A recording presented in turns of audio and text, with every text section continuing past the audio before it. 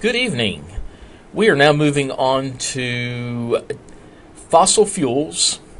We talked a little bit about it in last week's module on energy. So we've got the basics of energy, but we're going to dig a little bit deeper and look at fossil fuels. And when we're talking about fossil fuels, we're talking about oil, natural gas, and coal. So we'll cover all three of those modules, or all three of those components in tonight's module, and we'll talk about the impact that it has on our environment.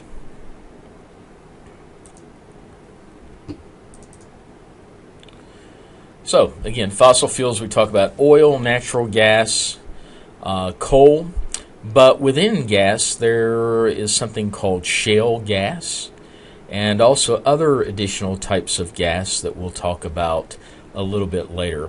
We'll also talk about, like I said, the environmental effects of oil and natural gas. Fossil fuels themselves are basically stored solar energy. We know this because fossil fuels are made up of living material that has died. So we've had plants that during their lifetime have actually taken in solar energy from the sun to process a change in energy through the process called photosynthesis. And we talked about that in a previous module as well. But as these plants begin to die, they decay, they begin to sink into the ground. That is the beginning of the production of fossil fuels over millions of years. So, oil, natural gas, and coal have basically formed, like I said, from decomposed organic matter, plant matter, animal-type matter as well. And through chemical reaction processes that we won't cover in this course, eventually can form one of these three types of fossil fuels. And fossil fuels, as of the time of the writing of this textbook, provided roughly 90% of the energy consumed around the world. So 90% of the energy consumed around the world is based upon fossil fuels. Now, what we'll look at first is oil. And the general consensus is that crude oil and natural gas are derived from materials, most plants, that were buried either in the sea or on land. And typically what we do is we find most of these in these areas along plate boundaries. We talked about that. I believe that was in the biogeochemical module. We start talking about plate tectonics. And so we started talking about the different plate tectonics, or the different plates across the face of the earth. The traditional type of oil is typically found along plate boundaries. We talked about ocean plates and continental plates, land plates, and basically the ocean plates were being submerged underneath the continental plates, and so that material, that plant material, that animal material, was buried deep below the Earth's surface. However, we have been able to locate oil outside of these tectonic boundaries, these plate boundaries. Some examples you see right there on your screen. Texas, the Gulf of Mexico, North Dakota, the North Sea, are all examples of areas where oil has been found away from plate boundaries. So not all oil that's out there is found near plate boundaries. And we'll talk about this in a little bit more detail. Now, we're going to do a little bit of terminology here. When we talk about oil, we talk about conventional and continuous oil and gas resources. We're also going to define what we mean by resources and reserves. I'm going to first of all start off what we mean by conventional oil. When we think of conventional oil, we think of the traditional oil well that you see here before you, bringing oil up to the surface. And so that is what we consider conventional oil that's brought up from the surface by an oil well. and the same thing with gas. Now, continuous gases are those areas that are not brought up from traditionally type of configurations here. As we'll see in a few minutes, North Dakota is a great example of what we call the Bacon Formation in North Dakota. That is what we consider as continuous oil resources. So try to keep that delineation in mind, conventional versus continuous in terms of oil and gas. Conventional, typically with a traditional well bringing up oil and gas in this particular example. And then continuous is oil that is mined not by a pump. It's actually found in different areas. We'll talk about that. Now, the other definition that we need to be careful about is resources versus reserves. Now, resources is simply the total amount of oil and gas present in the rocks. Now, since we're talking about oil at this point, I'm going to leave off gas here. We're going to treat oil by itself, but what I'm saying about oil also applies toward gas. But when we talk about resources, we're talking about the total amount of oil that is present underground. Now, reserves are what we can pull out of the ground that is basically at a profit. Okay, it costs money to pull up oil, and if it costs more, here's your simple economics lesson that we learned back in kindergarten. If it costs more to pull the oil out of the ground in a conventional aspect, then it's not what we would call a reserve. So a reserve is the portion of the resources, okay, resources being the general area. In other words, resources is the entire makeup of oil, what's down there, versus what we can pull up called a reserve that's still profitable. So again, you've got conventional and continuous oil, and then you've got the terminology resources and reserves. We're going to use those terms quite a bit as we go through Chapter 15. Okay, so let's just take a look at these two figures. Now, crude oil, again, we've got crude oil and natural gas. I'm just going to concentrate on crude oil, like I said. Now, what you see here is basically this upward bowing structure, geological structure, and it's made up of shale rock. We talked about shale back in biogeochemical processes. It's a sedimentary type rock. And so shale is the source rock for the oil. And then right above that source rock, right above that shale, you have sandstone, okay, which we call the reservoir rock. So we've got the source here, the reservoir, and then we've got additional shale on top of the oil and gas resource.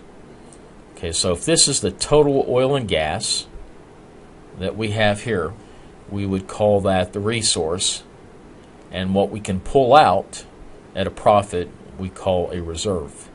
But notice the way this is set up.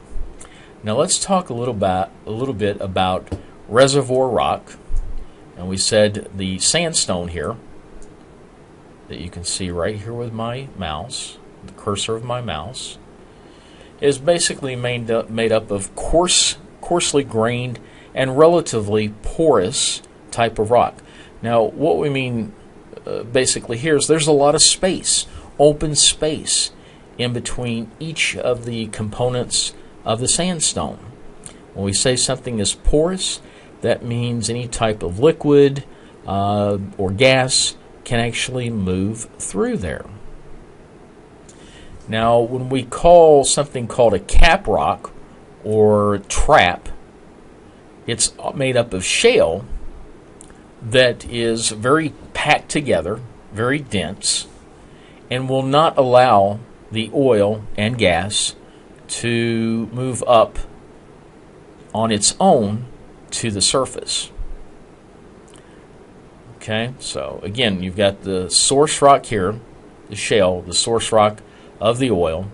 You've got the sandstone, which is made up of coarse grained sand, and like I said, it's relatively porous, a lot of spaces in between it. And so what ends up happening, you have higher pressure down here. Think about it, as you go down into the surface, temperatures and pressure, and recall we talked about pressure being a force per unit area, okay, force per unit area. And so the pressure's higher down here, and then pressures lessen and temperatures lessen as you go up to the surface. Now, anytime you have high pressure and low pressure, higher pressure down here, lower pressure up here, fluids and gases will want to move from higher to lower pressure. So the oil that's found in the source rock, in the shale, begins to move upward until it hits this cap rock, or what we term a trap. It acts basically as a cork, and it will not allow the gas and oil to move up any further. Now that's kind of good. That's not a bad thing, because if the oil and gas does make it to the surface and it's not being collected, it will begin to evaporate. And so it's nice to have this cap rock on top of this pooling reservoir of oil and gas. And so we bring the pump here, and we'll talk a little bit more about this in detail in a few minutes. And we drill down and begin to pull up the oil and gas. Now, there are different ways to do this within an oil well, and like I said, we'll talk a little bit more about that. So this type of geological structure is what we refer, where it bows up like this, is what we call an anticline. And so there are times, if you have enough plant material that has decayed down into the source rock, and because of the differences in pressure begins to move upward, it will begin to pool right along this area. Again, if you don't have this cap rock, it'll just continue to move on up into the surface, and unless you're capturing it, then you lose out on the capture of this resource. Now, anticlines are not the only area where you might find oil and gas. You can also find them in fault lines. Okay? So, for instance, here we have a fault line, and it's the same type of situation here. You have the shale rock, and then above that you have the coarse, very porous sandstone, and because the fault line is moving this way, you'll begin to get some transfer. Also, because of differences in pressure, the oil begins to move up. Now it's going to stay along this area where the fault line is at, and then on top of that you have the cap rock, or the trap. So what you can do is you can go ahead and drill down into that and actually pull out oil and gas as well. So that just gives you basically a very brief and rudimentary description of how we can go ahead and gain access to these two types of fossil fuels. We'll talk about coal a little bit later. Now, basically I've already talked about the source rock. Again, organic rich sediment down up here in the source rock, plants, animals.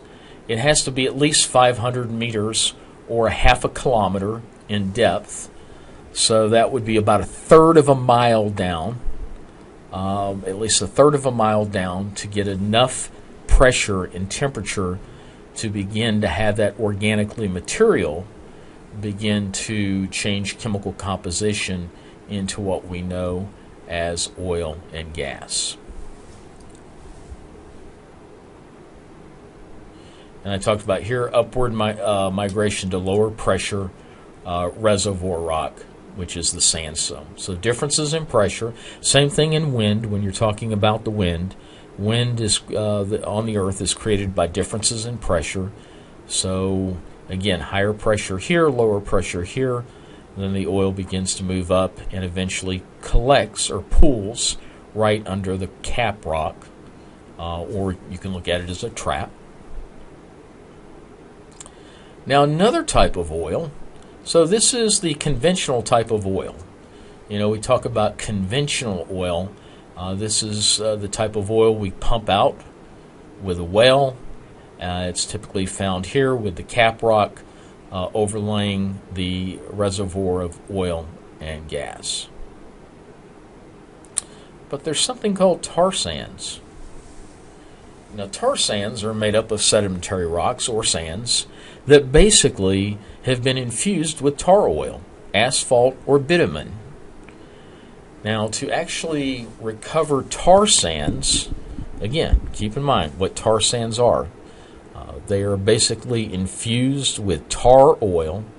Now, this isn't the natural. This isn't the clean oil. That's kind of a misnomer. There's not really such thing as clean oil. But this is oil that is basically been infused within sedimentary rocks or sands. And to actually get to this, we recover this by mining sands and washing the oil out with hot water. And an example of this is in Alberta, Canada. So it's strip mining. So basically what they're doing here is they are loading in tar sands. Okay, so that's where they're going to put this material here. Okay, that is sedimentary rocks and sands that are basically infused or impregnated with tar oil. And so you see they're beginning to dig those up. They are mining their particular area up in Alberta, Canada, and then putting them into the dump truck here, where they will go through and basically attempt to wash the oil out with very hot water. Now, disposal of the waste, there's an issue here because the waste, what you end up with is greater volume of waste than what you've actually mined for. And it's also a very dirty process. I mean, you can see that by looking at the picture there. Transportation via pipelines is basically how this oil, once it has been cleaned, is transferred. Now we've got something, so we've talked about oil and we've talked about tar sands. Let's spend a moment on oil shale. Now oil shale is also found in sedimentary rock, but it's sedimentary rock which has organic material, which contains organic material. We call that kerogen. And when we heat this rock, you see right there, to 500 degrees Celsius, the oil comes out of the shale rock.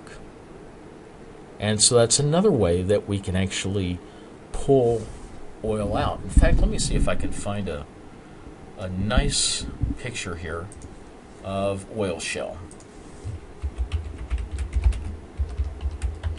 And you'll see it's basically shale rock that here you go.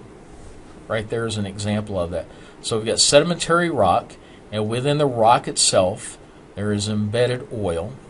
You can also think of it anytime you see that type of burning rock, shale rock. The oil is the source of fuel that's keeping the fire going. So that should give you an idea right there about oil shale. However, it's well, to actually do this, we call this process destructive distillation. In other words, getting the oil out of the rock itself through incredible heating. And when we get the oil in this process, we call this synthetic fuel. So syn fuel is the short name for that. Now, we talk about recovery performed on both surface and subsurface. So when we talk about recovery, we're talking about actually how do we get the shale rock up. So we can do it by surface retrieval, and also subsurface, where we go down into the rock itself. Now, the disposal of the waste is a problem because the shale itself has got to be crushed and heated. The term for that's retorted. And the volume of waste, what's produced, is actually 20 to 30% greater than what we originally mined. However, this part of producing oil from shale rock will continue to develop as oil prices begin to rebound.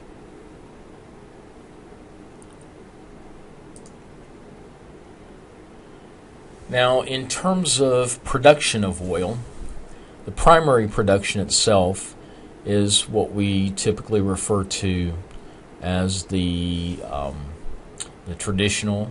We go back up here. Again, I was using the terminology conventional. So what we're talking about here is conventional production, is the pumping of oil from the wells. And typically, we only get about 25% of the petroleum that is in the reservoir. Okay, so we only get about a quarter of what is in the reservoir. Now, if we want to get additional oil out of that reservoir, we can inject steam, water, or other chemicals into the reservoir to create additional pressure to help push the oil toward the wells. However, there are problems with that, especially when we start injecting chemicals into the Earth's subsurface. We'll talk a little bit about that later in this particular module.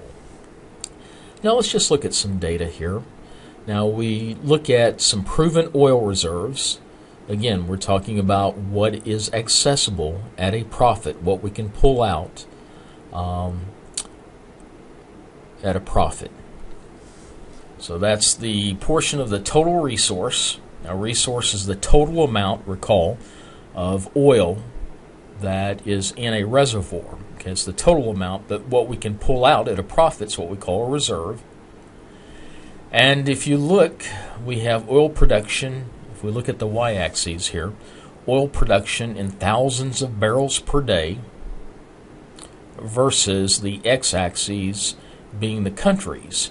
And we've got a bar graph here. The red bar graph represents oil production in thousands of barrels per day in 2012 compared to 2000. So let's go right to the U.S. Back in 2000, we were pulling in approximately 6,000 of barrels of oil per day. A little over a decade later, we've almost doubled that. We're a shade over 11,000 barrels per day of oil reserves, of what we're actually pulling out. If we look at Saudi Arabia, that is an OPEC oil nation. You see back in 2000, they were slightly above 8,000 barrels, and now they're about 11,000, just a shade over 11,500 barrels per day. The U.S., what we're pulling out of the ground, okay, proven oil reserves, what we're pulling out of the ground is almost the same as Saudi Arabia. We compare that to Russia. Russia is right behind us. And then you have a large drop-off in oil reserves across China, Canada, Iran. Now, this is interesting. In Iran, notice, back in 2000, they were pulling out just short of 4,000 barrels per day. But a decade later, they were pulling out less than 4,000 barrels per day. Keep in mind, part of that has to do with what was going on in the Middle East in terms of the war over in Iraq. That was back in 2003. And so resources actually had to be diverted. And the big thing with Iran as well is that all of the sanctions, economic sanctions, began to increase during that period from 2000 to 2012, and so their production was a slight decrease. If you look at Mexico, they're dead even, about 3,000 barrels per day, and then Kuwait, you see right there, is just slightly less than Mexico. So that gives us an idea of oil reserves. Now, what about oil in the 21st century? We're already through the first decade of the 21st century. The proven oil reserves, what we can pull out of the ground as a profit, we're looking at only maybe a few more decades in terms of estimates. And in fact, when we talk about peak production of oil, that's likely to occur sometime within the next even 5 to 40 years from now. At that point, peak production, after we reach peak production will begin to decrease worldwide. So we're going to have to learn to adjust to a different type of lifestyle and economy as the petroleum, or the availability of petroleum, begins to decrease. So there's concern that we're heading toward a potential crisis, because recall earlier in this module I talked about the world was getting about 90% of its energy from fossil fuels. We're going to be coming up quickly on that period of peak production, and then on the backside of peak production, we'll begin to see that begin to decrease. Now, reserves. So again, we're looking back up here. Our proven reserves is roughly about 1 trillion barrels that is out there. However, world consumption is quickly using this, and part of that has to do with, you think about China, as they are becoming more and more modern over the years. Their energy needs have increased because they want to live a lifestyle that is affluent. You have some third world countries that also want to become more economically affluent, and to do that they will begin to use more and more energy as well. So in the U.S., as we're going to find out here, we are wasteful in terms of what we use compared to other countries. So for every 3 barrels of oil consumed, 1 is found. I don't know about you, but that actually shows up as a deficit. So for every 3 barrels that we use, we find 1 additional barrel. So think about your bank account. If you're spending 3 times more than what you make, you're going into a deficit. That's an issue. And the forecasts that are out there predict a decline in production of oil, suggest it will be very soon. And in fact, there are some estimates that U.S. production of oil will end by the end of the current century, and the world only a decade behind us. Think about that. Now, obviously, we have other sources of fossil fuels. We've only talked about oil here. We'll talk about natural gas. We'll also talk about oil. But there are issues with using fossil fuels. Fossil fuels, how they are mined, how they are gathered, what happens when you have combustion and pollutants thrown up into the atmosphere. There are issues that we'll talk a little bit more in detail with fossil fuels. However, we need to start thinking about how we use fossil fuels, because if not, we're going to see continued and increased military confrontation as oil shortages begin to manifest themselves more and more, and you have an increasing population. We learned that from the chapter on population. We have increasing population, diminishing non-renewable resources, and for the time scale that we exist in, and the time scale that is used to produce fossil fuels, we can consider fossil fuels a non-renewable resource. So what I mean by that is once it's used up, it's gone. And with this decreasing non-renewable resources, that will also lead to food shortages and then, of course, social disruption.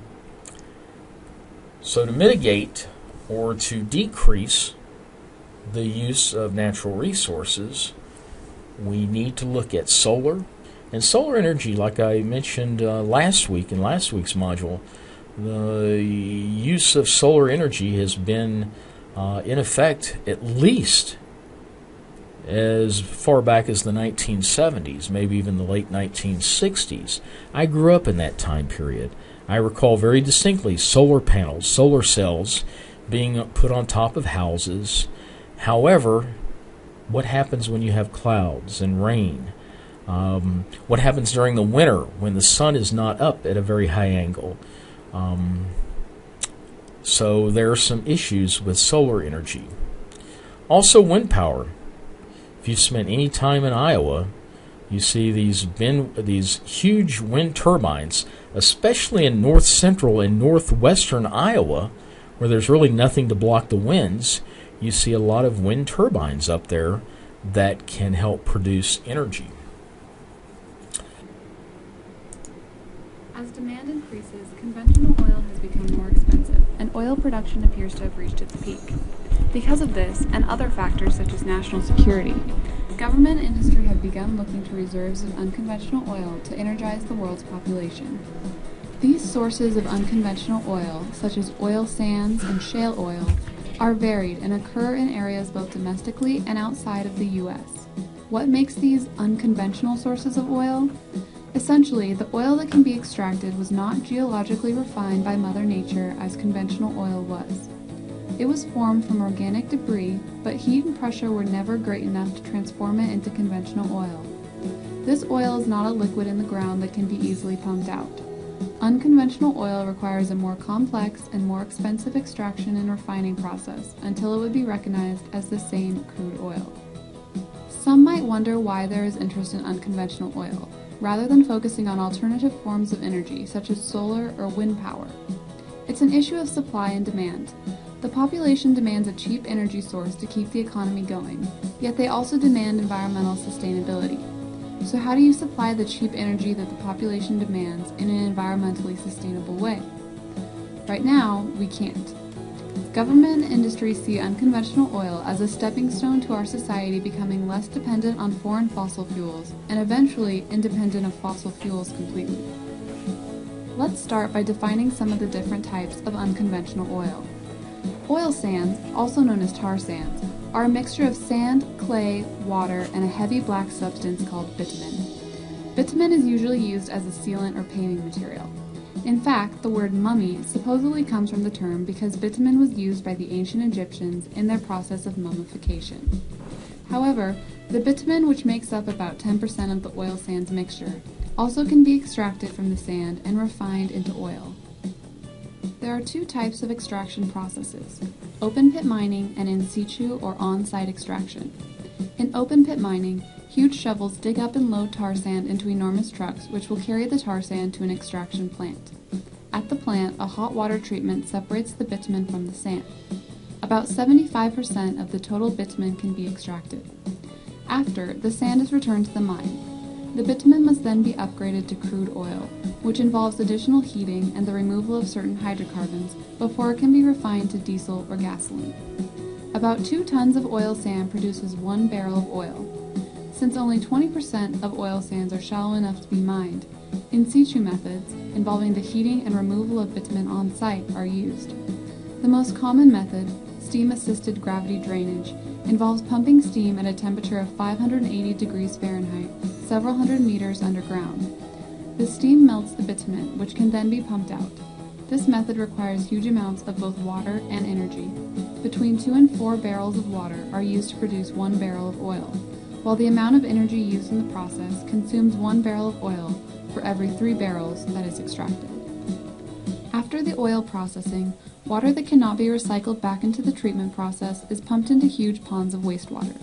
These are known as tailings ponds, and they hold water that is too contaminated with mercury and other toxins, as well as the actual tailings, fine particles of clay that are suspended in the water.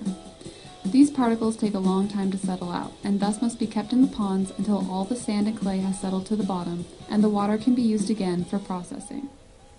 It is estimated that there are over 2 trillion barrels of oil in the form of oil sands. The largest deposits are found in Alberta, Canada, and Venezuela. Within the U.S., there is estimated to be 60 to 80 billion barrels, 11 billion of which would be commercially recoverable. The deposits are mainly in Utah and California. If the U.S. government takes action, it is conceivable that there could be a full-fledged domestic oil sands industry by 2035. Right now, Canada has the only large-scale commercial oil sands industry. Canada produces 1 million barrels each day from the oil sands. These sands, which cover an area about the size of the state of Florida, make up 40% of the country's total oil production, and the percentage is expected to increase. Currently, tens of billions of dollars are being invested in the Alberta oil sands by industry giants such as Shell, ConocoPhillips, Chevron, and ExxonMobil. Oil shale is a sedimentary rock that contains a substance similar to bitumen known as kerogen. Oil shale has been used as a fuel since prehistoric times and is known as the rock that burns, since it can catch fire easily.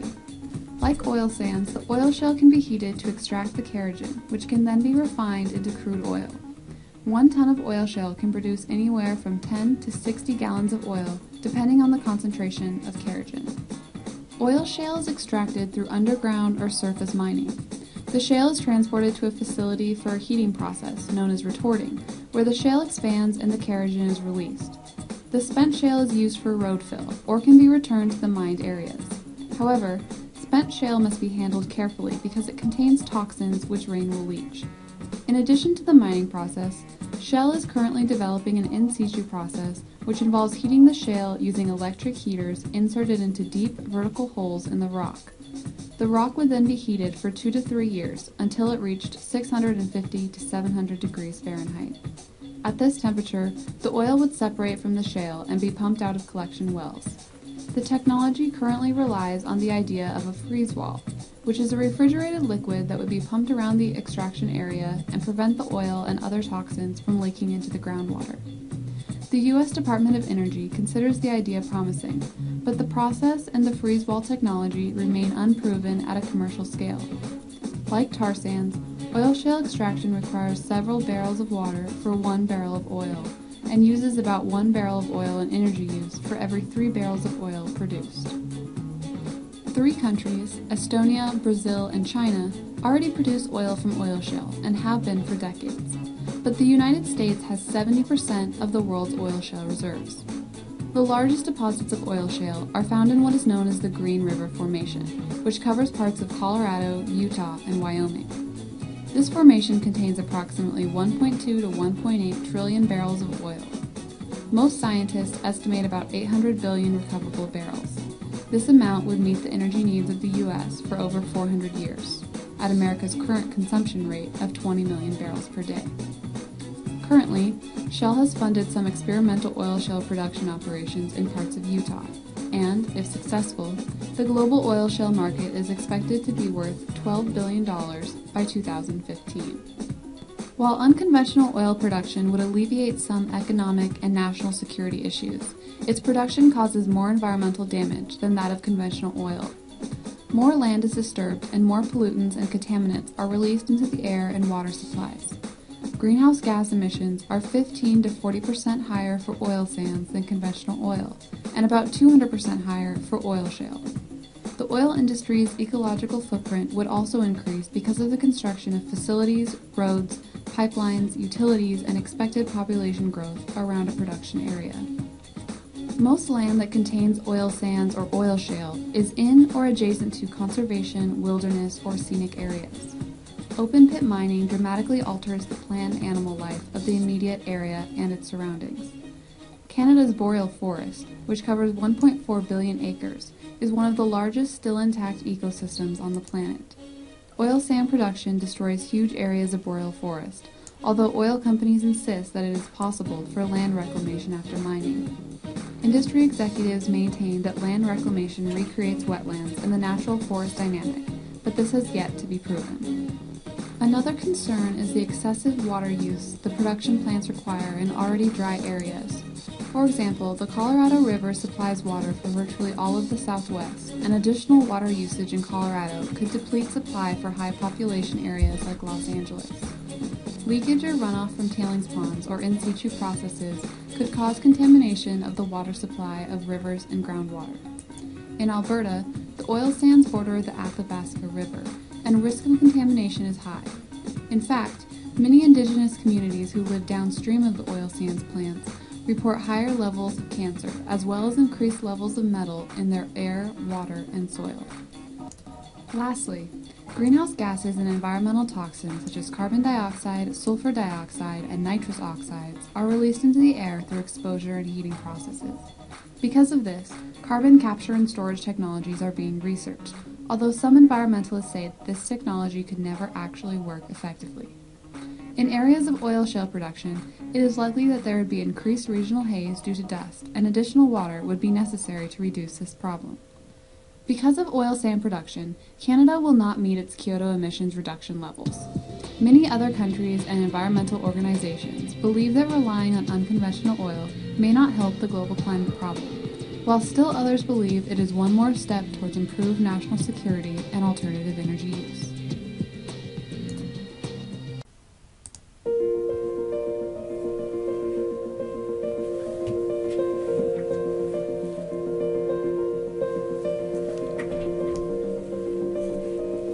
At BHP Billiton, we believe in developing energy in ways that minimize our impact to the environment and natural resources, and allow us to produce the fuels necessary for today's growing demand.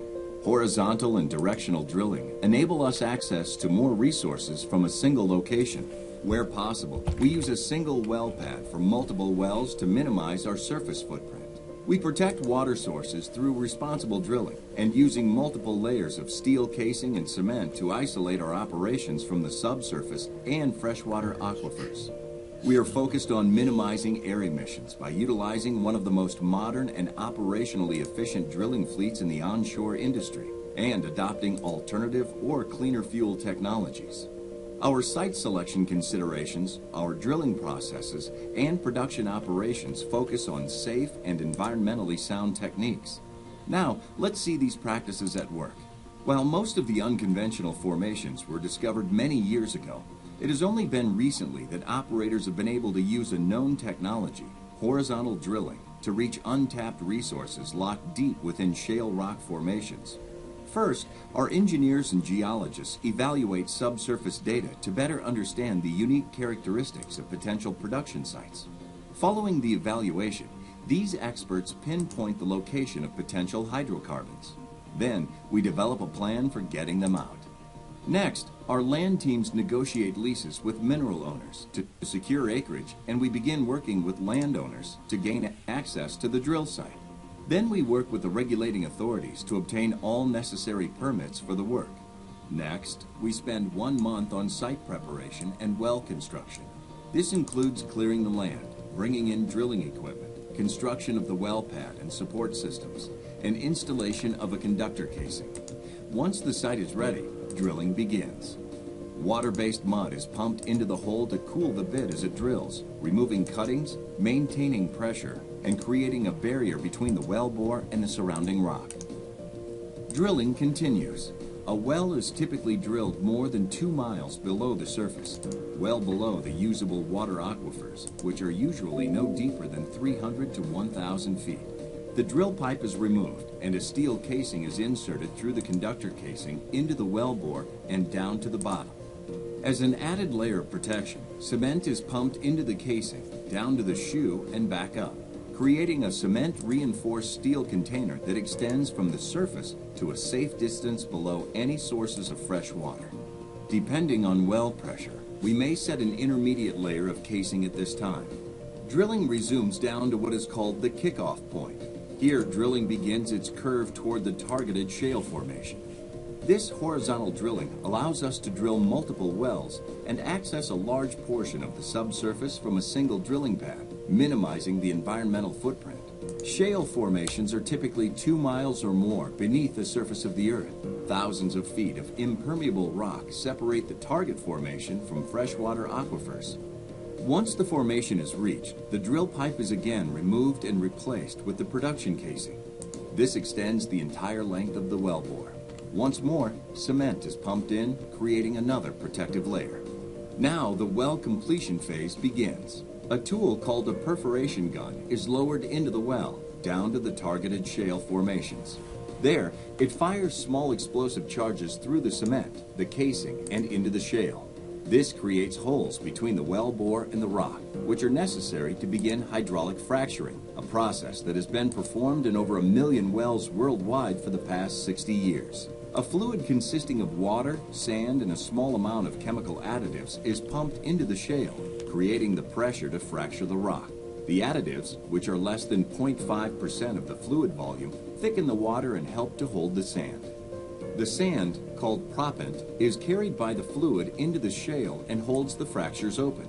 This section of the well is then isolated with a specially designed plug, and the process is repeated all along the horizontal section of the well, which can extend up to 1 mile. Once hydraulic fracturing is complete, the production begins. Until this point in the life of a well, all the pressure created has been trapped in the reservoir. As the plugs are drilled out, the pressure is released, and the oil and natural gas begin to flow into the wellbore and up to the surface. Equipment located on the surface separates the recovered drilling water from the hydrocarbons. Anywhere from 10 to 80% of the recovered water is stored in tanks and either recycled in other hydraulic fracturing operations or safely disposed of according to stringent regulatory requirements. The entire process of site prep, drilling, and completion at a well pad takes 3 to 5 months on average, but it can produce a supply of liquids or natural gas for decades.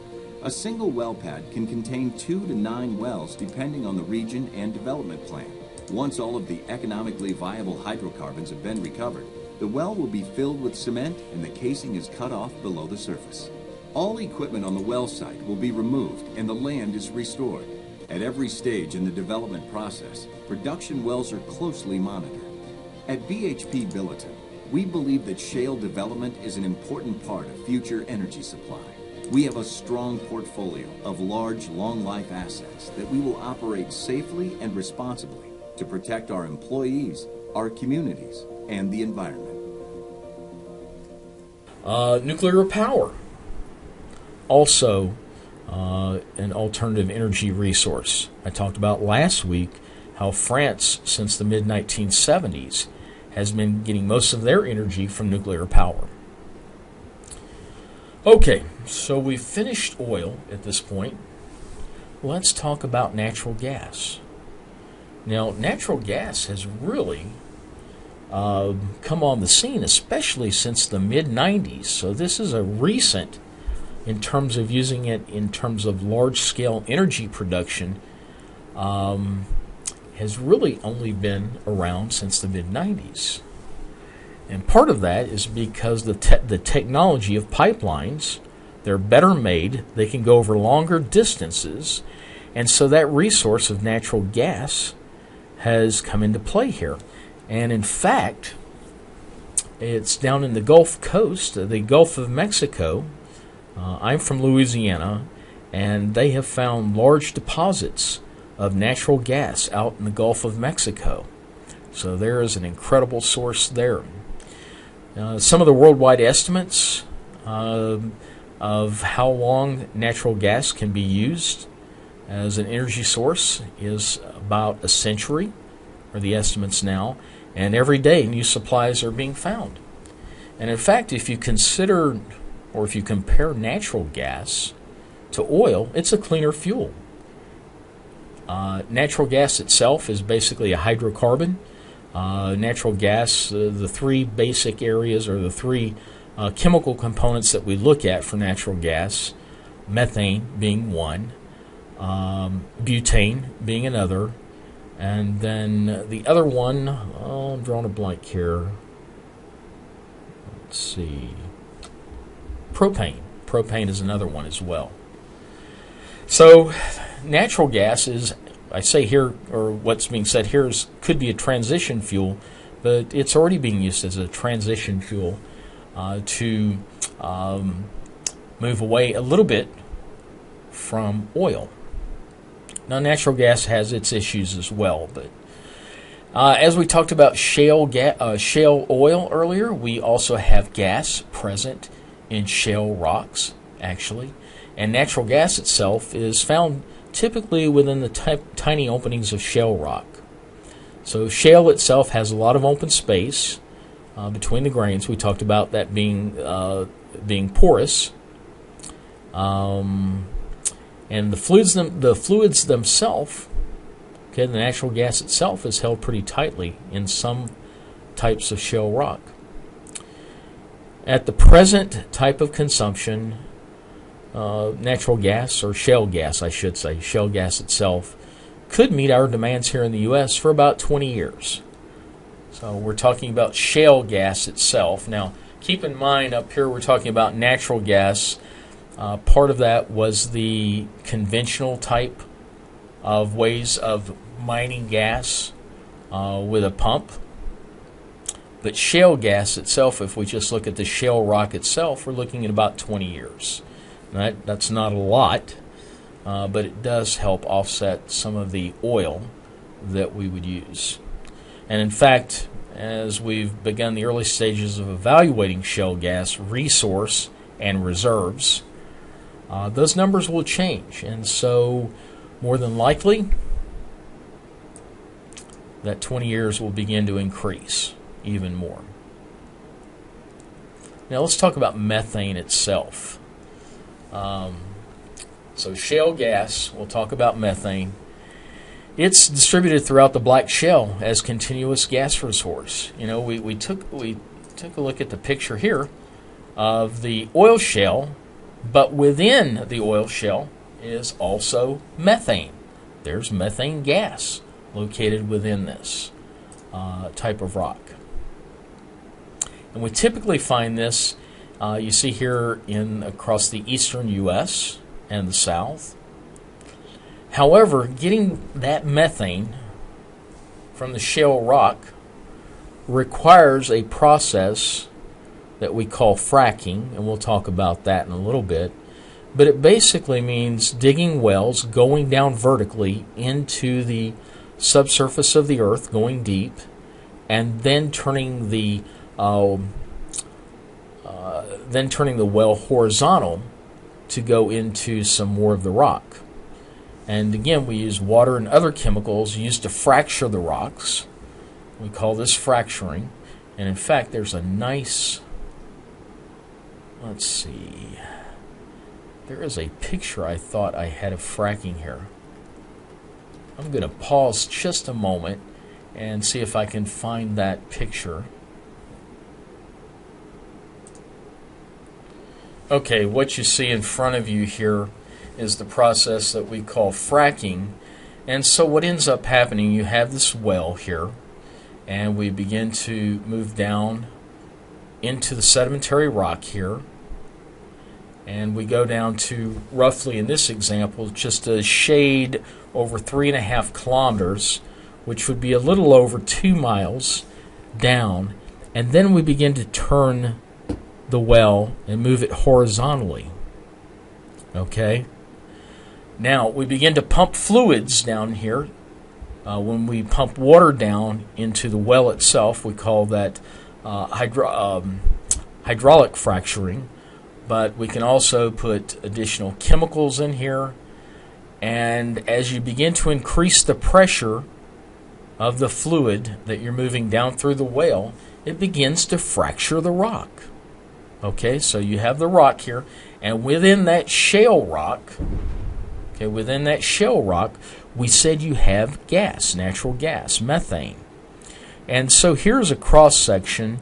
What you're looking at here is a cross section of the well moving horizontally through this area. So we're looking at this area right here. This is a blow up of that area. And so you see the fracture occurring. See the fracture occurring right there. And within the fracture, these bubbles here are methane bubbles, gas bubbles. And so what ends up happening is the methane begins to move toward the well and then can move back on up. That's a very simplified explanation of fracturing, and I'll show you a YouTube video here in a few minutes about fracturing. Now, there's something else I want to go back to here as well. When we start talking about gas, and we talked about ways of pulling gas out, what we've talked about is conventional gas, like oil. Okay, there's a cap rock here. They call it a seal cap here. And then you have sandstone down here. And then you have the shale. And so you begin to have gas that moves up, natural gas, methane, that begins to move up to an area that is right below the seal cap. Okay, for oil we called that the trap rock. We'll call this the seal cap. So conventional gas is pumped out with a well, pulls it right on out here. Okay. And the other way that we talked about was drilling deeper and then going in horizontally and then fracturing the shale rock and then pulling up methane or natural gas that way as well. Now we have what we call continuous gas, which are non-conventional methods. In other words, not using these wells to pull up gas, but non-conventional methods from what we will talk about as tight sand gas and coal bed methane and other types of ways to access gas. We'll talk about here in just a few moments.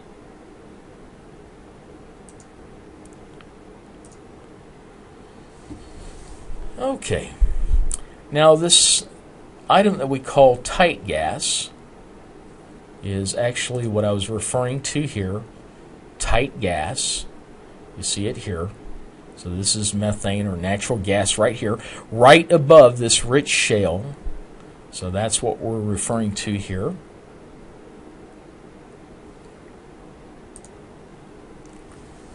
This is natural gas produced from continuous deposits of dense sandstone or limestone. So tight gas or natural gas is produced from deposits of sandstone or limestone. So I'll go back to this again. So we have some sandstone or limestone here that's sitting over this particular gas here. Now this was originally produced, same way we talk about oil, organic rich sediments that has migrated to the reservoir rock. In this particular case here, talking about this.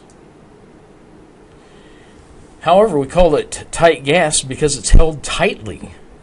It doesn't flow upward, and so many gas recovery wells in tight gas rock, they drill horizontally and they also fracture to enhance production. So the tight gas resource that we have in the United States is about 25% of all natural gas. So again, about a quarter of all natural gas. Now when we talk about coal bed methane, we're talking about this bed of coal. Now we'll talk about coal as a fossil fuel here in just a few minutes, but in terms of natural gas, it's also found in these coal bed methanes. Notice the location of these coal bed methane. They're right near the surface. So one advantage to accessing this is that we don't have to drill as deep. But it's a process responsible for the formation of coal. Like I said, and we'll talk about that here in a moment. But it can release a lot of the methane that is stored within the coal. And in fact, estimates of coal bed methane is more than 20 trillion cubic meters. So there's a lot available right there. And that is basically, if we look at just coal bed methane, what we have here, we have enough for about a half a decade worth of energy. The environmental benefits to that is that it produces much less CO2 than coal or oil when it's burned. It also reduces the amount of methane released into the atmosphere. Now, there are some serious environmental concerns with coal bed methane. Part of it is when we drill down, we talk about using large volumes of water or chemicals to create higher pressure right below the coal bed methane. And so what ends up happening is that when it forces the methane up, we're also bringing the water back up. And so now we've got to dispose of that methane-laced water that we use to help bring up the methane. This upward movement of methane could contaminate groundwater. So keep in mind that we do have aquifers underground, and sometimes we drill through those aquifers to get to the coal bed methane. And this, if you end up contaminating groundwater with methane, that will certainly could lead to residential areas, the contamination there. Also keep in mind that there is salt, dissolved salt, below ground that could be brought back up with the water, and that would create some issues as well. And like I said, to do this, we have to remove water from aquifers. And especially when you get to the desert southwest, where water is a limiting factor, then this can create some issues. So we're depleting one resource, water, to pull out resource of energy, in this particular case, coal bed methane. And also it creates quite a bit of noise pollution as well. Now let's talk about another type of gas called methane hydrates. These are found in deep sea levels, actually beneath the seafloor, at depths greater than a half a kilometer. So we're talking about roughly a third of a mile, at least a third of a mile down below the seafloor. And you typically find the methane hydrates, they're white in nature, ice-like compound. They're made up of molecules of methane gas which are trapped in the ice. And they form as a result of microbial decomposition on the seafloor that ends up getting buried. It's also found on land in permafrost, which is located up in the northern areas of the northern hemisphere. The deep, cold seawater provides high pressure and low temperatures. Okay? So if you look at lower pressure and warmer temperatures, methane gas escapes as bubbles from the ice trap. And so, again, we're not able to actually sequester that methane. It's a potential energy source, but there's currently no way to mine or transport the methane hydrates. Okay, let's spend a few minutes talking about the environmental impacts of oil and natural gas. Now, the recovery of these fossil fuels and then the refining it into usable fuels can cause environmental problems such as air and water pollution, acid rain, especially over the eastern U.S., and also global warming. And we'll talk about global warming a little bit later in this particular course, the last 2 weeks of this course. The recovery of these fossil fuels has a destructive impact on land. Think about it like this. We have to use the land to construct the structure for the oil well and the gas line. We have to build a network of roads. We take the chance of polluting surface waters and groundwater. We could end up polluting aquifers, which provide water for our needs. And so there are issues there. And then, of course, the accidental release of air pollutants, such as hydrocarbons. We're talking about natural gas or hydrogen sulfide.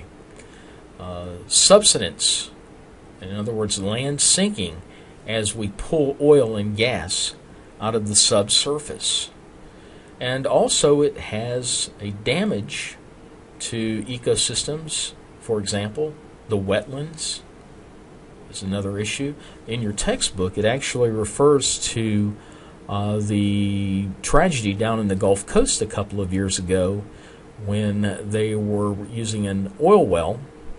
BP was using an oil well there, and there was an explosion on the oil platform, and it began to dump huge amounts of oil over several months. That actually affected a lot of the aquaculture. We talked about aquaculture a couple of weeks ago down along the Gulf Coast. In other words, their fishing industry, their shellfish. It also affected negatively the tourist industry as well. I talked about that just a moment ago. And then we talk about the refining process, taking this raw product and turning it into a usable fuel for energy. So for crude oil, we heat it so its components can be separated and collected into a usable type of component. We have to worry about accidental spills, slow leaks, the natural gas being released, polluting of soil. In other words, bringing up salts, we talked about just a moment ago, when we're pulling up from the coal beds. That is an issue. And then, of course, groundwater. And also, besides hydrological fracturing, we use chemicals as well to create pressures to bring up natural gas and to bring up oil from the subsurface. So there's potential there to pollute. And then the actual transportation, the delivery and use of this energy on land by pipelines, across the ocean in tankers. Both of these could have oil spills. Air pollution, which we'll get into a little bit more once we get to global climate change.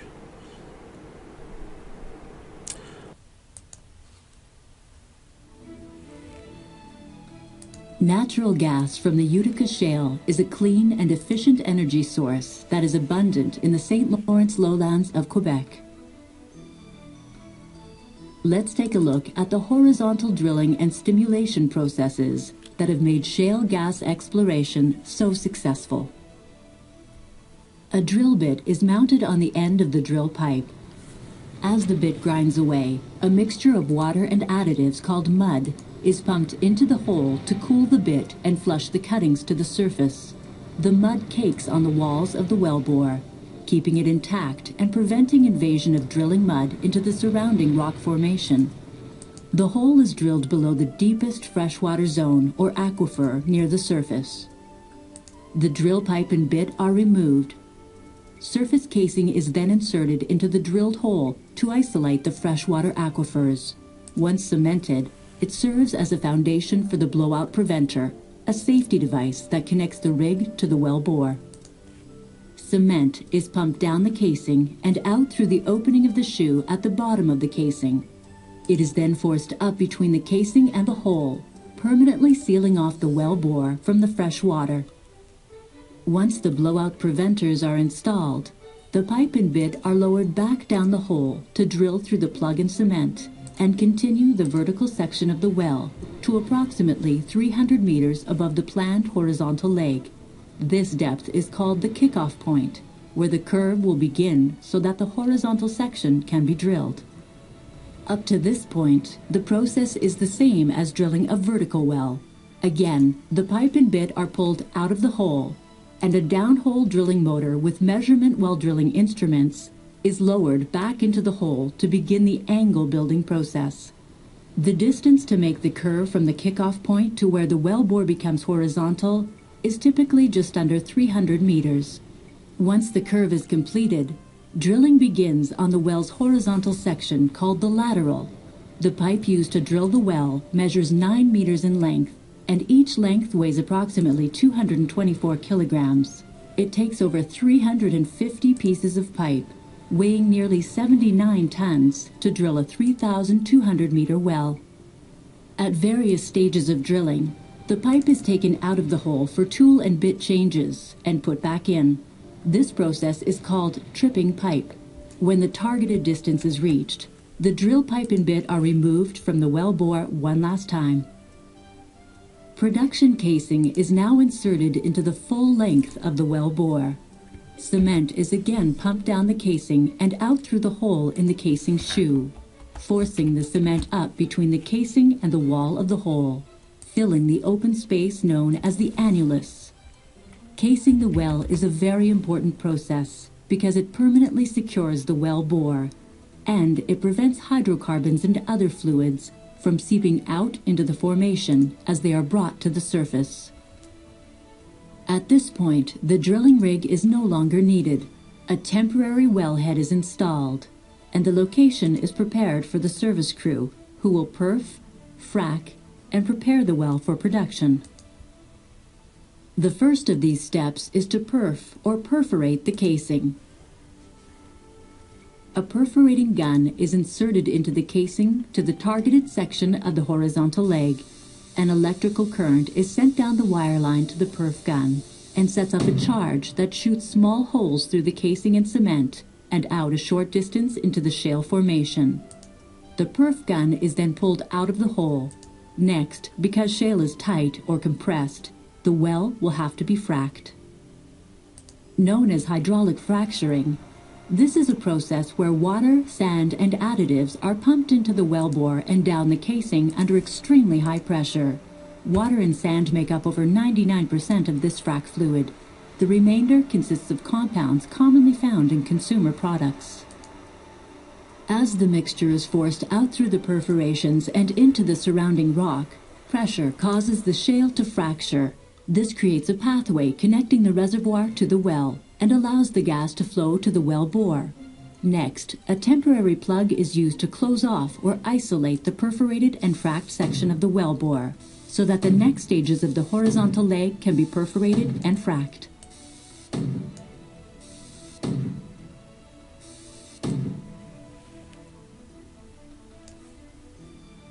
Once fracking is completed, the plugs are drilled out, allowing the gas and frack water to flow up the well bore.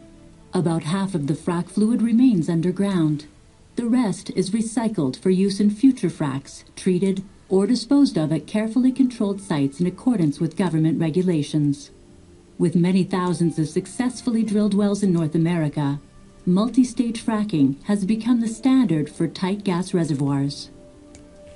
The next step is to install a permanent wellhead, also known as a Christmas tree, and other necessary surface equipment.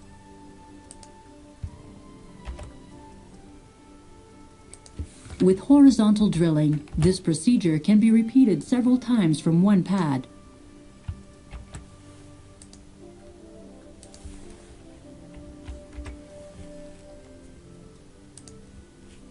The pad drains a large area under the ground by drilling several horizontal wells that branch out in different directions. This dramatically reduces the impacts by decreasing surface disturbance.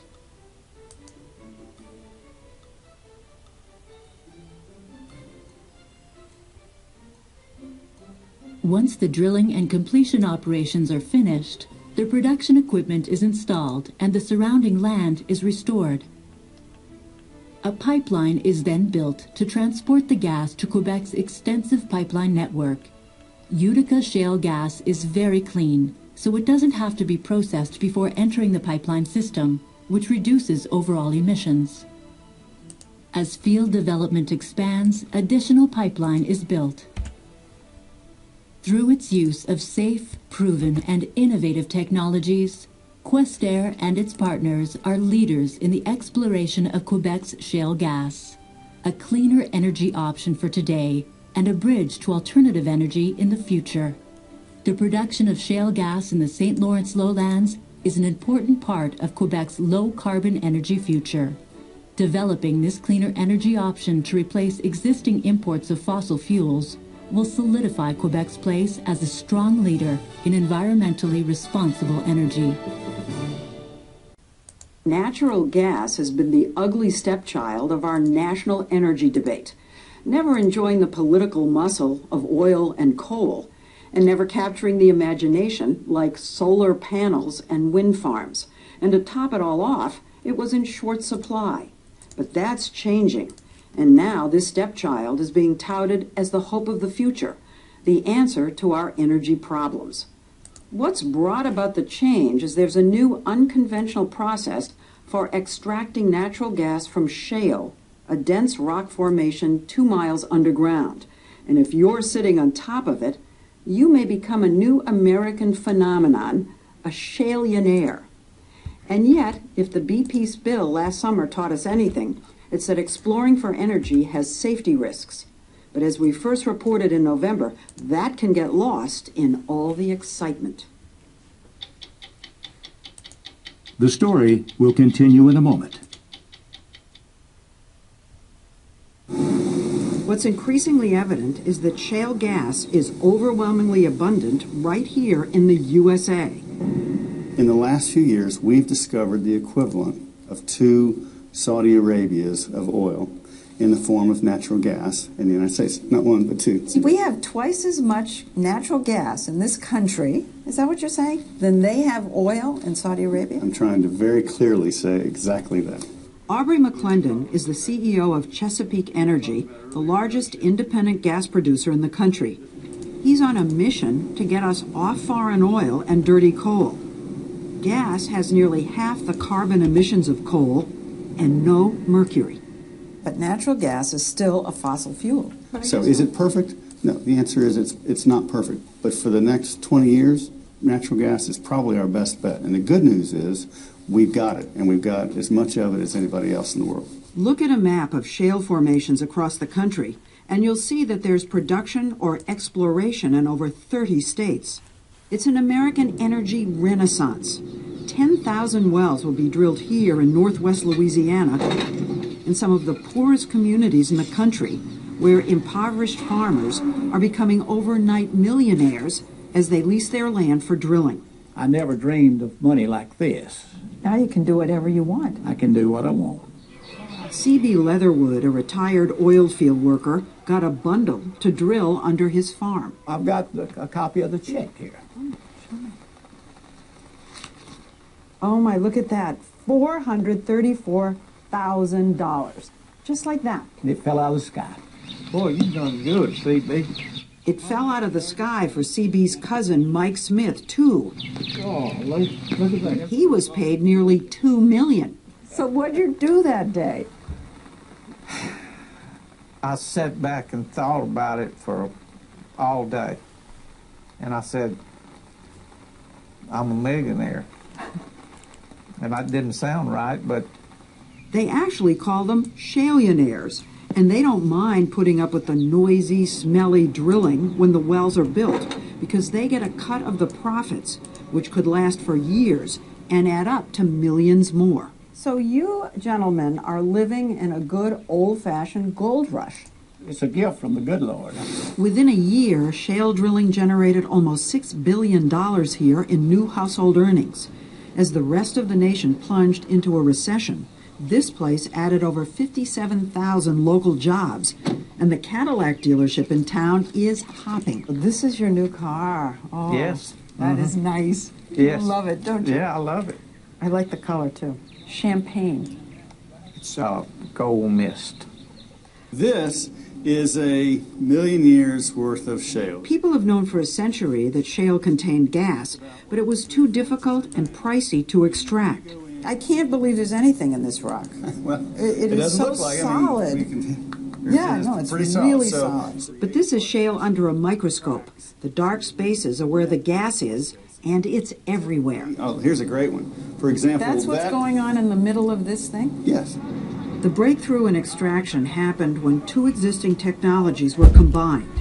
The first involved accessing the shale by drilling sideways underground. We're currently over 2 miles down. 2 miles down? 2 miles down. Okay.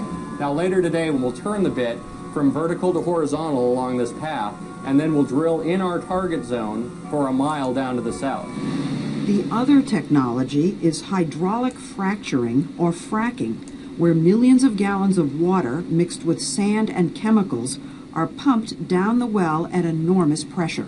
We break the rock, we fracture the rock, and that stimulates the ability of the gas to flow into the wellbore, where we can flow it to the surface and sell it. In light of the BP oil spill in the Gulf, I asked Aubrey McClendon about the safety of fracking. What would happen if you go down to dig for shale and you have an explosion and you destroy a whole part of the country? It cannot happen, okay? It cannot happen. Why do you say that? Well, because we're not a mile underneath the surface of the ocean. And if something were to get away, and then there are incidents where wells have loss of control, you can go fix it. An underground explosion is impossible because there's no oxygen or anything to ignite a blast. But as you can see from these pictures Chesapeake took of their operations, drilling is now a fact of life near homes and farms, and the industry has racked up thousands of accidents and safety violations above ground. This really is your backyard. Oh, look at this. What happened in Tim and Christine Ruggiero's backyard is happening more and more. They moved to this pastoral 10-acre ranch in Decatur, Texas in 2004 to raise their horses and their daughter Riley. But in 2009, a company called Aruba Petroleum came and drilled 2 wells outside their windows, leaving behind this permanent eyesore. You see over here on this tank, you see where it's just been still leaking? Why is it doing that? That leaking is just the half of it. They videotaped oozings and gushings. When the state environmental agency shot these hissing toxic air emissions with infrared cameras, the company was hit with a fine. I keep hearing that this process, the horizontal drilling and the fracking, is safe. Well, define safe. Safe for who? Safe in the process, or safe for the people that are 200 feet away from it? They put a concrete casing down into the ground in between your water table and the drilling fluids. But cement doesn't ever crack. You don't ever have well blowouts. In other words, taking shortcuts and human error are endemic to this drilling process. Here, valves weren't tightened, a tank left unattended overflowed, fluid spilled from a frack container. Aruba said they couldn't comment because the Ruggieros are suing them. Aubrey McClendon's company, Chesapeake, has a much better track record, but that doesn't mean they haven't had problems too. If people are involved, accidents are going to happen. Planes crash, trucks crash, cars crash. It happens. We will have an incident or two. Has Chesapeake ever had an accident? Any kind of an accident? Sure. Probably the most publicized incident was in Louisiana.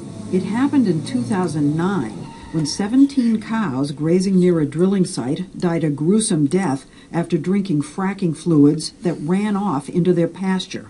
Industry-wide accidents keep happening, like this well explosion, due to machine malfunctions or workers cutting corners.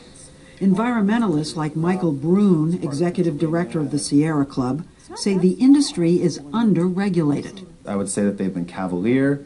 I would say that they've been irresponsible. What should they have done? What should they do right now? The first thing that the industry should do is disclose what chemicals are being used in fracking and then limit the amount of toxic chemicals to a point of zero. The industry doesn't have to disclose what's in the tens of thousands of gallons of chemicals they use when they fracture the shale because of the so-called Halliburton loophole.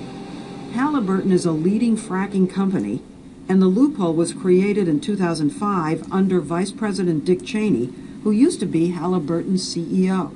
The 2005 energy bill completely exempted the natural gas industry and fracking technology from any regulation under the Safe Drinking Water Act. It's an outrage. Did the Vice President put that in there? The Vice President advocated for it, and he pushed Congress to insert it into the language. Part of the fracturing process involves you pouring down some pretty nasty chemicals. What happens if they spill all over the place? Okay, let's define nasty chemicals. Nasty chemicals are underneath your sink. The reality is you don't drink Drano for a reason, but you have Drano in your house. If you want to define them as nasty, go ahead. There are nasty chemicals that affect your liver, that cause cancer, that shut down your system. Yeah, you don't want to drink frack fluid. If you take away nothing from this energy... No, but isn't there a possibility that you go down and something seeps and it gets into the water supply, gets into the aquifer? Ah, that's the fear, isn't it? Well, yes, of course it's the fuel. Okay. But freshwater aquifers are only from the surface to about 1,000 feet below the surface of the earth, okay? We are fracking wells at depths of 7, 8, 10, 12,000 feet, okay? So there is almost 2 miles of rock between where we are active and where fresh water is drawn from. Last year, the Environmental Protection Agency began studying the effects of fracking on drinking water. Is the problem fracking per se or human error? Consider what happened in this Appalachian town in Pennsylvania. In the shale gas gold rush, Dimmock is the ghost town. How many of you lost your water supply? And there are many more. Yes. A company called Cabot Oil and Gas paid many of the folks here $25 an acre, and they were happy until one day a water well exploded. My boy had come over the night before and said, Dad, we got gas in the water over there. I can actually shake the jug up and light it. You put a match to your water and it went up in flames? I can take my water, just put it in a gallon jug, shake it up, turn it up, and it'll explode like. Bill Ely demonstrated it for us by hooking a hose from his well to a jug and lighting it. Jerry? State authorities have determined that gas leaked into the water because of a poor cement job. Cabot now supplies bottled water to the residents, but has admitted no guilt, so these folks are suing them. This is a poor area. This is a perfect place to come in and drill. A lot of guys didn't have work. Now they're driving trucks, the bars are hopping, the rentals are full, so there is an economic boom here. But at what price? I can live without natural gas. I can't live without my water. No. You have these landowners who will say that their water was clean. They could drink. They couldn't light it on fire. And then the gas industry came in, and now taking a shower makes them sick. There are too many landowners who are describing the exact same scenario, and so it all can't over just, the country. Can't just be a coincidence. There's something wrong here. So here we have natural gas from shale, touted as the solution to our energy problems by one group. Another group says it's the biggest environmental nightmare. Well, actually, they're both correct. So what we need to do is promote gas as a cleaner alternative to coal and oil, but hold the industry accountable for tighter standards. Which Aubrey McClendon says he would go along with because, he says, natural gas is such a huge game changer. If you use natural gas, America can establish independence from OPEC. It can put Americans back to work. We can lower our carbon emissions. And we can begin to improve the economy as well by not exporting $1 billion a day of American wealth. The greatest wealth transfer in human history takes place every day, and it doesn't have to. Okay, so we've talked about 2 of the 3 fossil fuels. We're now going to move into coal. So that'll be the last fossil fuel we'll talk about.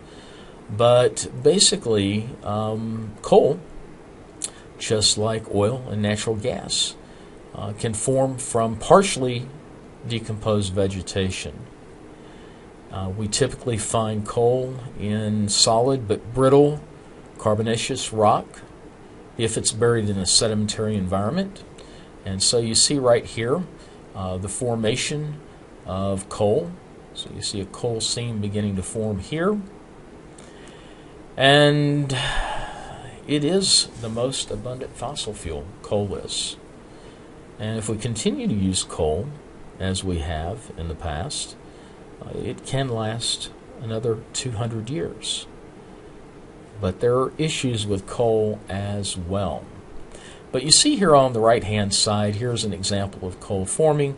So you have this swampland, and the water begins to move in. It begins to cover more and more of the land.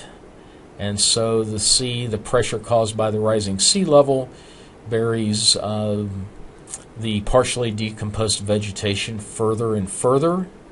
And so as the pressures begin to intensify, you begin to have the formation of peat that forms coal that you see right here.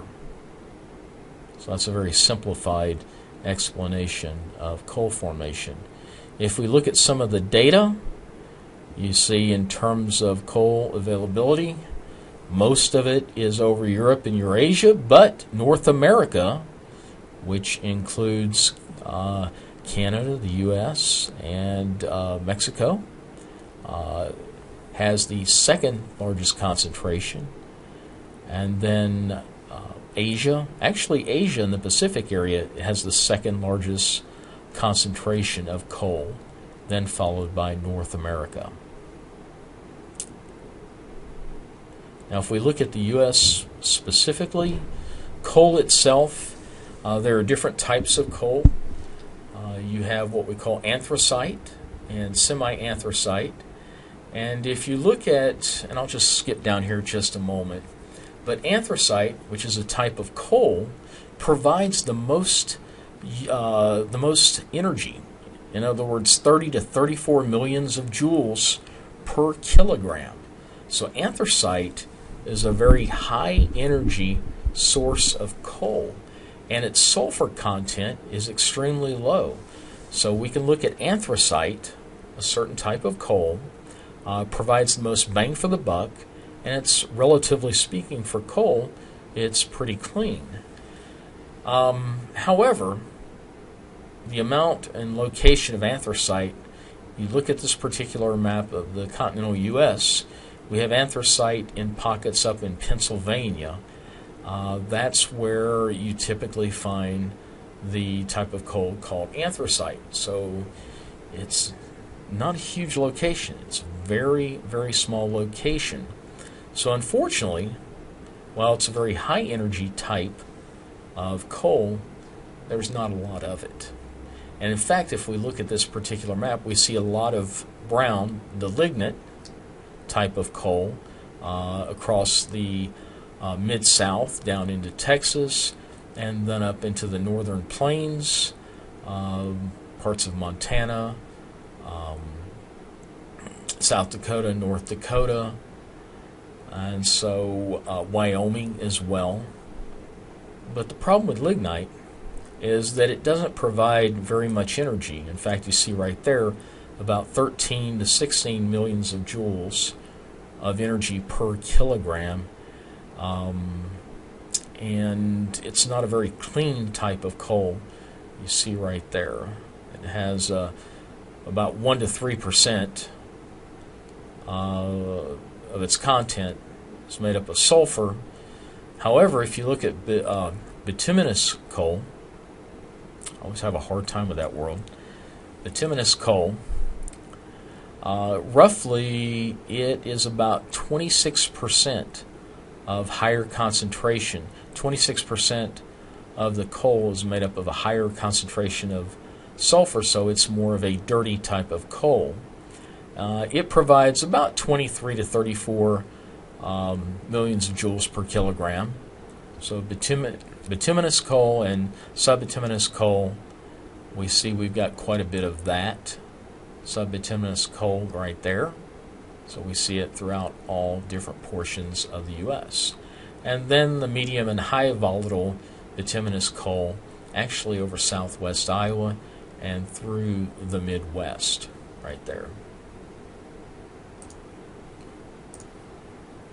Okay, so let's talk a little bit about coal mining and the environment. In the U.S. itself, we have thousands of square miles distributed by coal mining. Only about half of this is actually reclaimed. And reclamation, when we talk about reclamation, we talk about the process of restoring and improving disturbed land, often by the replanting of vegetation and reforming the surface. So while there's a lot of mining of coal throughout the U.S., only about half of the environment is actually restored or attempted to restore. In other words, we try to clean up the environment. And in fact, a lot of mining of coal took place before the 1960s. And since the 1960s, we've begun the process of reclamation. So when we go into an area and we mine for coal, after the coal has been depleted, then the part of the responsibility of the mining is to actually try to reclaim the environment. In other words, trying to put it back to its original undisturbed location. Now, let's talk a little bit about strip mining. I've made references to it earlier in this module, but strip mining is a surface process. So when we talk about strip mining, we talk about removing layers of soil and rock off the surface to reach coal deposits. So strip mining is a surface process. There's also a process we'll talk about a little bit later here. But about half of the coal in the U.S. is mined this way. However, some of the drawbacks to strip mining is that you can have the drainage of acidic water from the mine sites into some of the surface water. And typically we can also see this in terms of acid rain as well.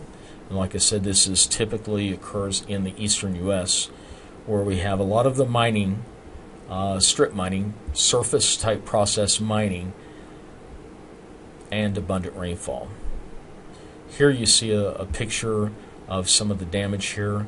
The water itself is the orange type color that has to do with sulfide minerals producing, along with the acid, what we call sulfuric acid, and that, like I said, pollutes streams and groundwaters as well.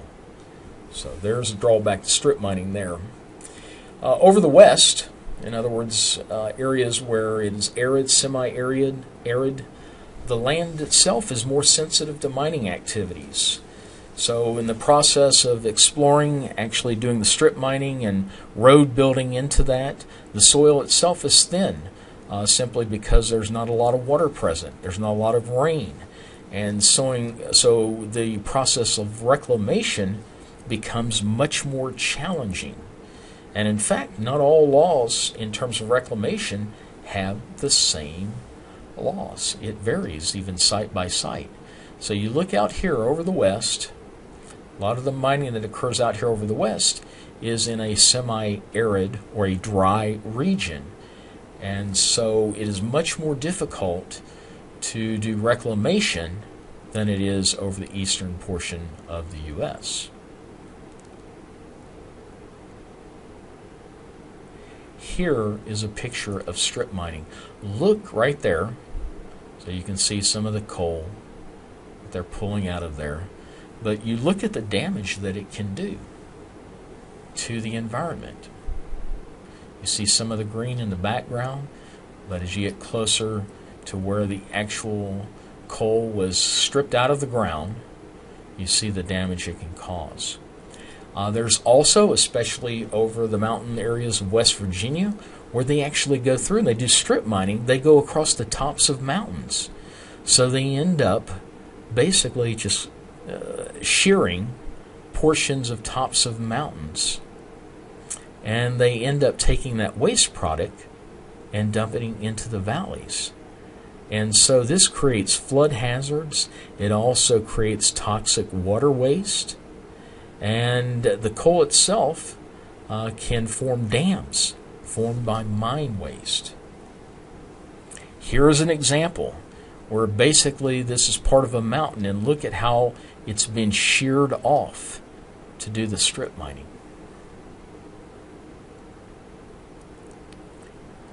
So here is an act, what we call the Reclamation Act, the Surface Mining Control and Reclamation Act of 1977. It says the U.S. government required that mined land is restored to support pre-mining use.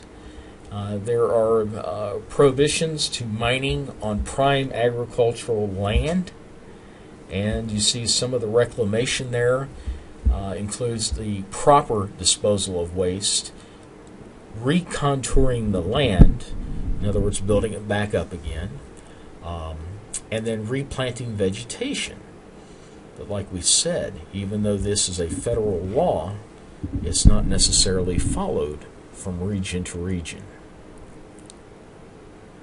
Now, when we talk about We've talked about surface or strip mining. There's also what we call underground mining, and that makes up almost half, about 40% of coal mined in the U.S. We still have some of the same environmental problems. Acid mine drainage and waste piles pollute streams. For example, I used to teach up in Pennsylvania years ago, and I taught a geology lab. And one of the things that we would go out to some of the local streams, and we would measure the pH of the streams, the acid level of the streams. And we would often measure pH levels of streams that were just down from coal mines. And we would find highly acidic stream water just downwind from mines. Also, just like with gas and oil, you begin to remove the coal supporting structure underneath the surface, and you can have land subsidence. In other words, the land collapsing, surface collapsing down into the mine. Coal fires. Centralia, Pennsylvania. Again, that's an area near where I used to teach. There were underground mines there that accidentally got set on fire. And those mine fires have been going on for the last 45 to 50 years. I think it was in the late 1960s and they can't put the fire out. And so that is other. In fact, the town of Centralia is now a ghost town. People had to move out. In fact, let me see if I can actually find some pictures of Centralia, Pennsylvania.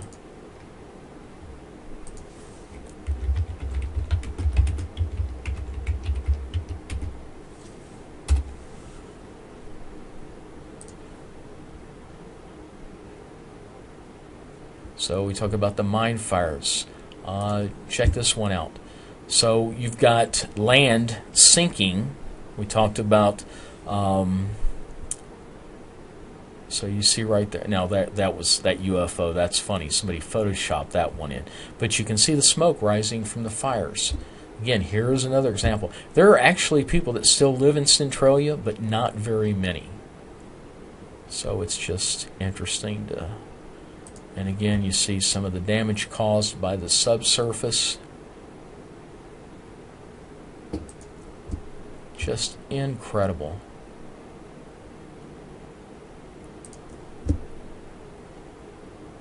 Check that out.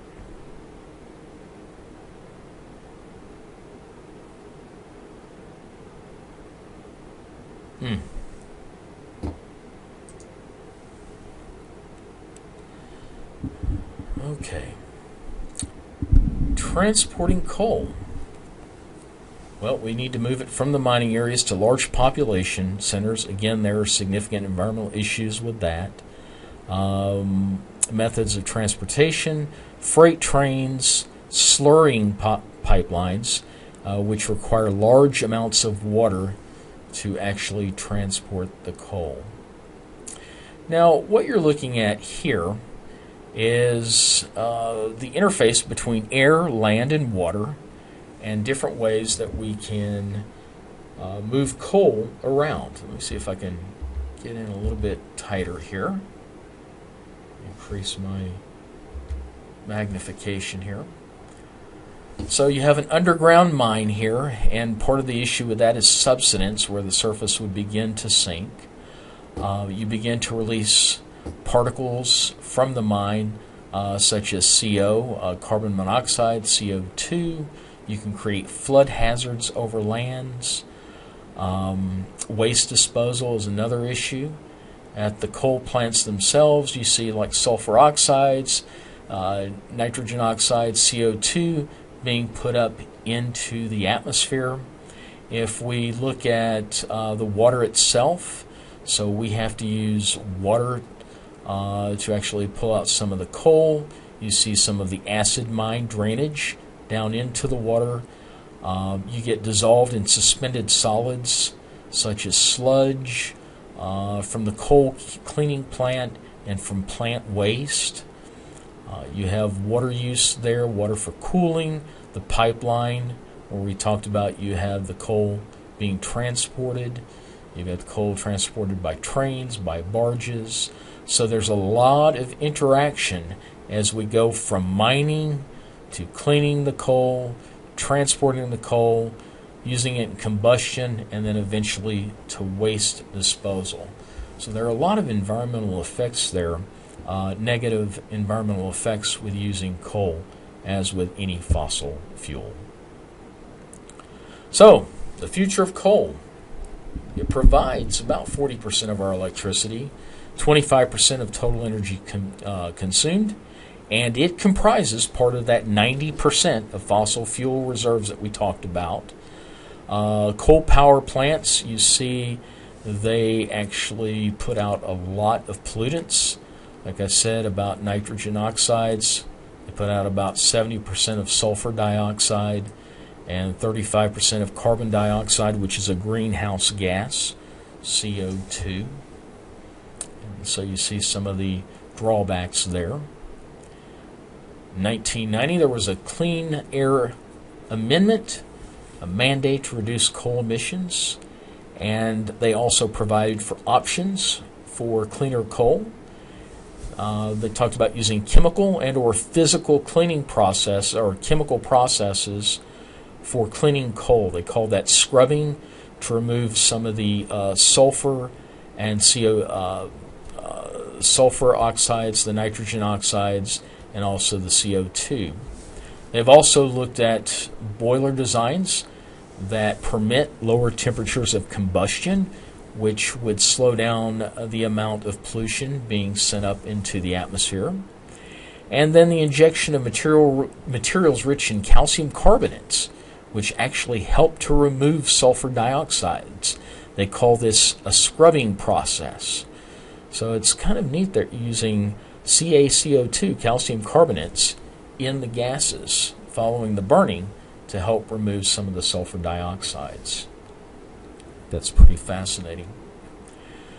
So some of the options, again, continuing on here, the conversion of coal at power plants into gas before burning, conversion of coal to oil, consumer education, that's you and I, about energy conservation and efficiency, energy efficiency, to reduce the demand for energy, and then the development of zero-emission coal-burning electric power plants. Not sure that's going to happen anytime soon, but these are all good ideas. Now, recall that we said we had about 200 years left of reserves, usable coal for energy, a lot less than oil and gas. So as we begin to deplete our sources of oil, or our reserves of gas and oil, we'll begin to increase the amount of coal we use. This is assuming that we do not go with alternative energy resources. We're definitely going to have to, but this assumes this business as usual. We talked about the business as usual process last week when we were talking about energy. But if we're going to increase the amount of coal, that's going to increase the amount of land strip mined.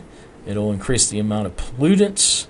It will decrease the beauty of our environment, increase noise and dust, and the release of harmful toxic trace elements into the water, soil, and air, which will have impacts on our drinking water, our food production, and our ability to breathe clean air.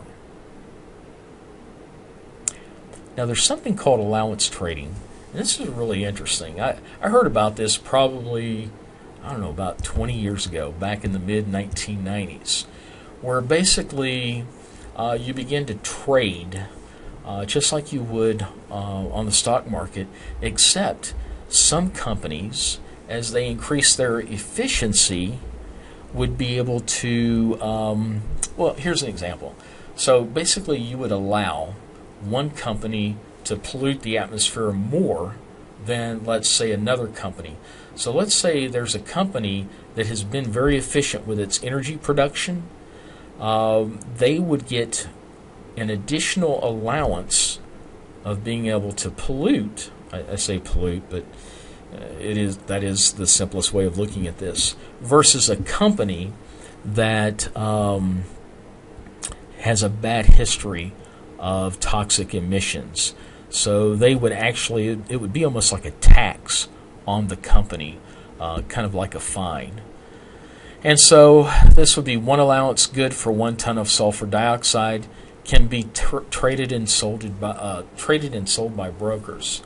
And the idea is to reduce the overall pollution through these economic market forces. Environmentalists say, why are we rewarding companies by allowing them to buy their way out of polluting? A lot of companies will pay the penalties, will pay the taxes to continue to use fossil fuel energies. But that is an idea that's been floated out. I have not heard much about it lately, though. Centralia, Pennsylvania was a town of about 1,000 residents. Then an unseen engineering disaster almost turned it into a ghost town.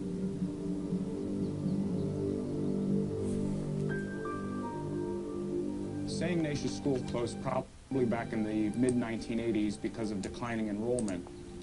Now it's just an empty lot. This area actually used to be a playground, and there's still some evidence left in the pipes that exist, which were part of the swing sets. Between those 2 large maple trees was my great-grandparents' home, George and Julia Lokaitis, and directly across the street from them was the Hubert Eicher High School building.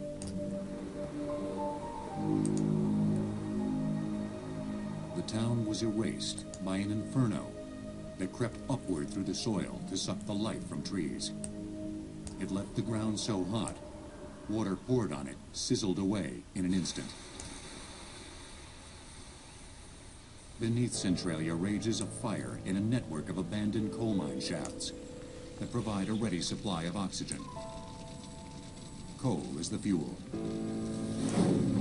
Once a fire of this type starts, it is notoriously difficult to stop. The only proven way of putting a mine fire out is dig it out of the ground with a large power grid.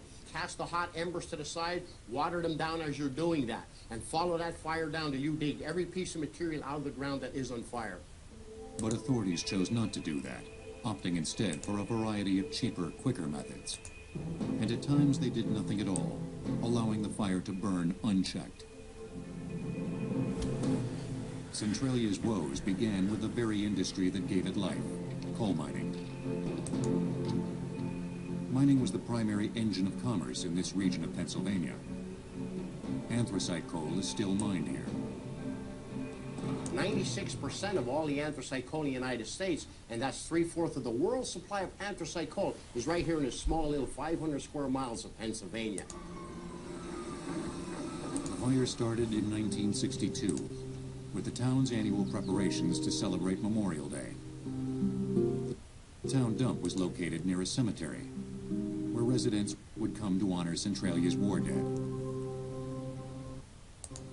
And they had a practice every year around Memorial Day where they would clean up the dump. And the reason they did that was a lot of people came to the cemetery on Memorial Day. It was just a usual time to go and decorate graves. The way that they would clean up the dump was they would hire a couple guys from the fire company and they would set it on fire. But the dump was located in an old strip mine with open access to a vein of coal deep in the earth. Eventually that fire spread through an opening in that pit down into the network of abandoned mines beneath Centralia.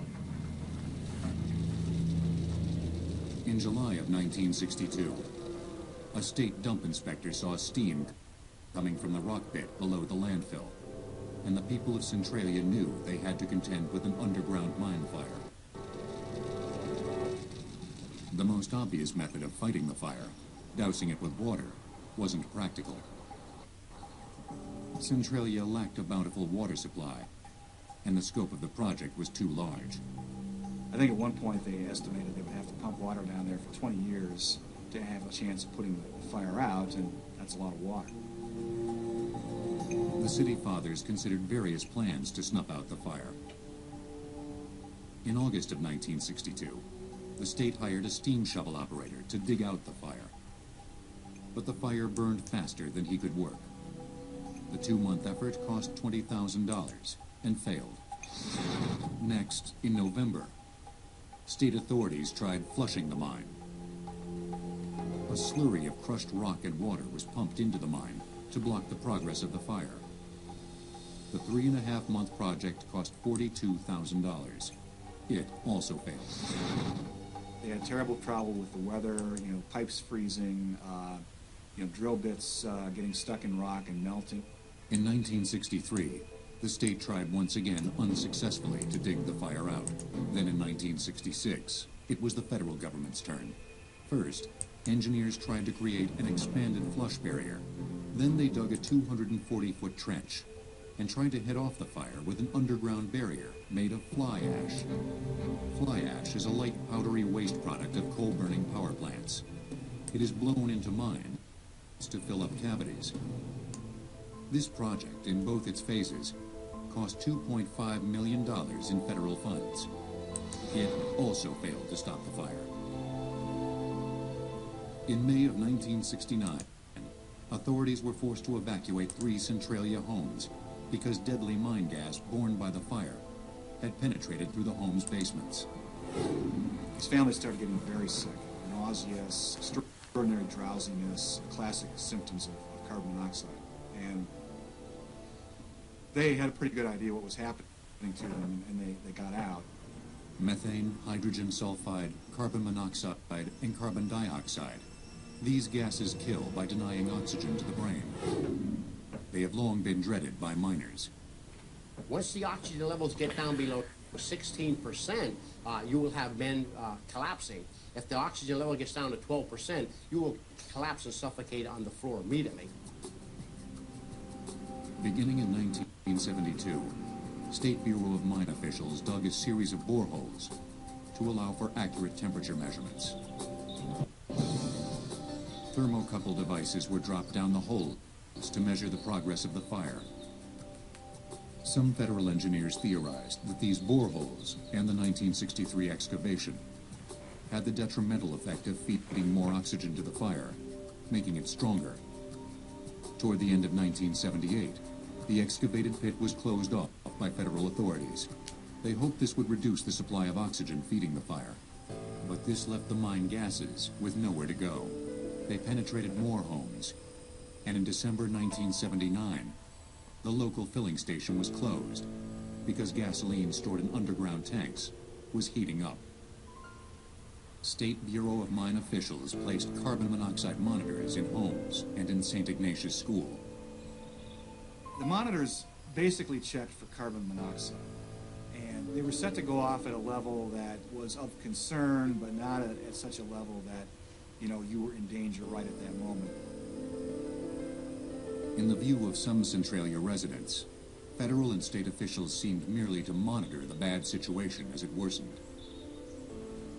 But really, although there was a lot of talk, there were no further engineering steps after that, other than an occasional round of boreholes just to figure out how far the fire had advanced. The boreholes revealed steadily rising temperatures, often in the 700-degree range. But on Valentine's Day 1981, a hidden danger came to the surface that at last focused national attention on the dying town of Centralia. A 12-year-old boy named Todd Dombowski was swallowed up when the underground fire weakened the soil, creating a hole. All of a sudden, he drops into the ground, up to his knees, and then to his waist, and then he's out of sight, underground. The boy was rescued, his life spared, and newspapers nationwide began to cover the Centralia story. The spotlight brought more help from the federal government. The people of Centralia would at last receive effective relief. But it meant leaving their town forever. They decided that the best way to deal with helping the people was to move them out of there. the federal government allocated $42 million for the relocation of the citizens of Centralia.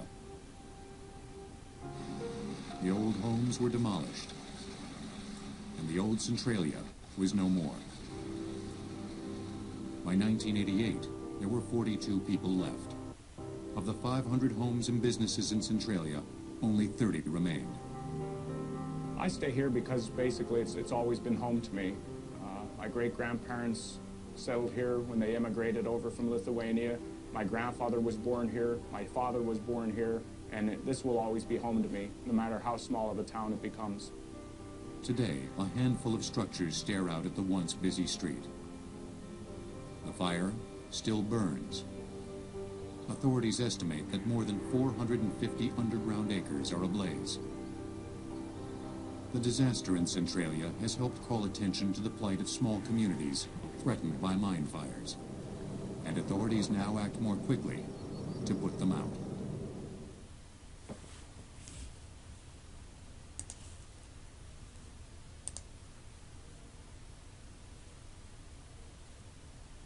Welcome to Black Thunder Mine, the largest single-surface coal mining complex in the world. Located in Wyoming, we're proud of our contribution to America's affordable energy, providing our nation with 12% of its annual coal supply. But it's more than just coal. We're focused first and foremost on safety. Our commitment is reflected in a mine safety record that's 3 times better than the industry average. And Black Thunder Mine jobs are good-paying jobs, employing 1,600 hard-working individuals in a variety of roles, from accountants to machine operators to environmental engineers. Let's look at what it takes to supply the coal to meet our nation's growing demand for energy. At Black Thunder Mine, that means mining 4 tons of coal every second of every hour.